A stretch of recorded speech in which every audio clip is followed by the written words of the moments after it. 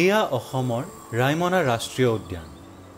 পূৰ্বতে ৰিপু আৰু চিৰাং সংৰক্ষিত বনাঞ্চলৰ এটা অংশ ৰাইমনাক 2021 চনৰ জুন মাহত ৰাষ্ট্ৰীয় উদ্যান হিচাপে ঘোষণা কৰা হয়। পূৰ্বীয় হিমালয়ৰ পাদদেশত অৱস্থিত ৰাইমনা হাতীৰ বিশাল জাক আৰু বিৰল প্ৰজাতিৰ পখিলাৰ বাবে বিশেষভাৱে জনা যায়।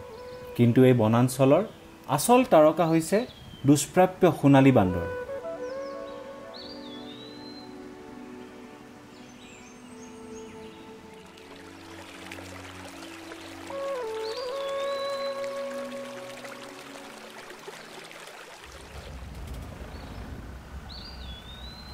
কিন্তু ৰাইমনাৰ কাহিনী ইমান সুখকৰ বা সোণালী নাছিল।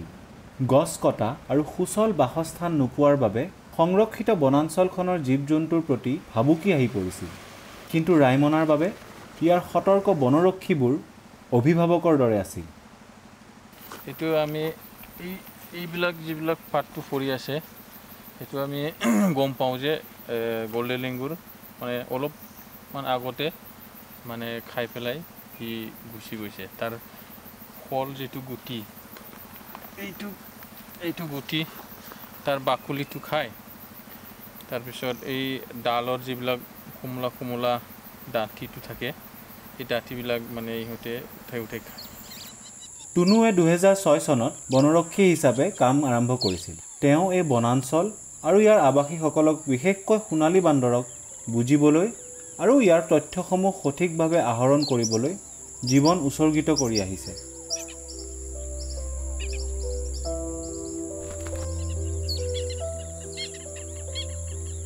এই দুষ্প্ৰাপ্য সোণালী বান্দৰ অৰ্থাৎ জিজ গল্ডেন লংগুৰ পশ্চিম অসমৰ এই সৰু অঞ্চলটোত আৰু ভূটানৰো কোনো অঞ্চলত দেখিবলৈ পোৱা যায়। আইনৰ দ্বাৰা সুৰক্ষিত কেইখনমান বাসস্থানৰ ভিতৰত ৰাইমনাও এখন। আৰু দ্ৰুতগতিত বিলুপ্ত হ'বলৈ ধৰা এই বিশেষ প্ৰজাতিৰ সোণালী বান্দৰৰ বাবে এই ৰাষ্ট্ৰীয় উদ্যানখন অতি গুৰুত্বপূৰ্ণ। এছিয়াৰ ভিতৰত ক'ব পাৰে শাল গছৰ কাৰণে বহুত মানে বিখ্যাত এৰিয়া আছিল এইটো। তেতিয়া মানে ৰিজাৰ্ভ ফৰেষ্টত এনেকা মানে মাজত গছ-গছনি মানে কাটা বা এনেকা ধৰণৰ বহুত হৈছিল আৰু জীৱ-জন্তুৰ কাৰণে বহুত প্ৰব্লেমো হৈছিল। সবচে প্ৰব্লেমটো আমাৰ গল্ডেন লেংগুৰ কাৰণে হৈছিল। গল্ডেন লেংগুৰে ডাঙৰ গছতহে থাকে আৰু বেছিভাগ ইহঁতে মাটিৰ তলত নাথাকে। গল্ডেন লেংগুৰটো বেছিভাগ গছৰ ওপৰতে মানে ইহঁতে মানে এইটো গছৰ পৰা বেলেগ গছলৈকে মানে জাম্পিং কৰি যাবৰ কাৰণে ইহঁতৰ কাৰণে ইজি হয়।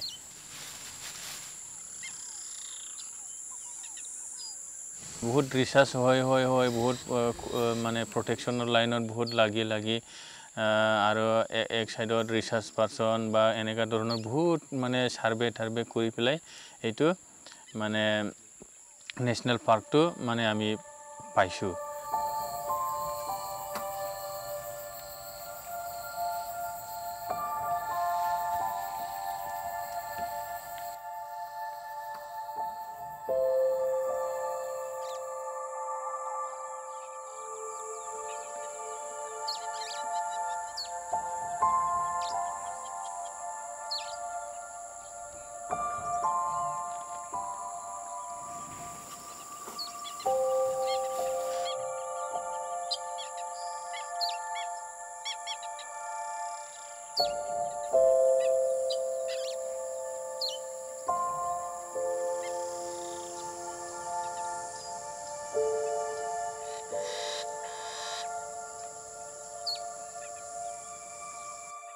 প্ৰটেকশ্যনৰ ক্ষেত্ৰতো কওঁ যে প্ৰটেকশ্যনটো আমাৰ বাঢ়ি গৈছে।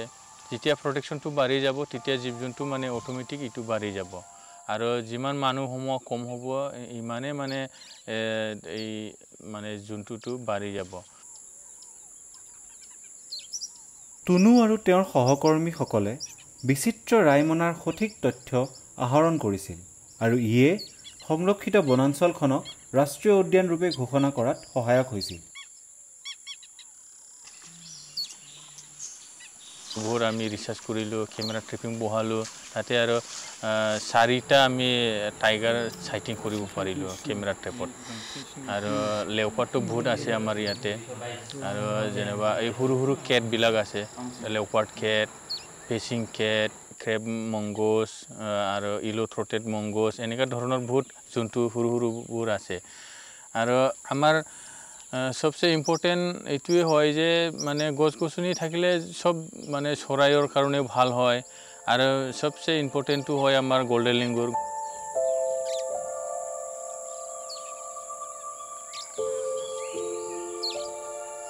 সোণালী বান্দৰৰ বাবে নতুন আশাৰ বতৰা আহিছে।